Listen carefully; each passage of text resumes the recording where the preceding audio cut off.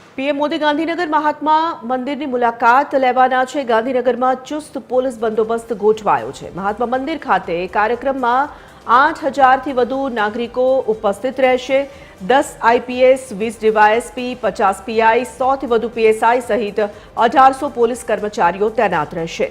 Mahatma Mandir metro station ખાતે પીએમનું સ્વાગત કરવામાં આવશે। પીએમના કાર્યક્રમને પગલે કેટલાક માર્ગો પર ડાયવર્ઝન પણ આપવામાં આવ્યું છે। અને ગાંધીનગરમાં Mahatma Mandir metro station inauguration કાલે સાંજે છે અને પરમ દિવસે મહાત્મા મંદિરમાં જર્મન ડેલિગેશન સાથે મીટિંગ છે।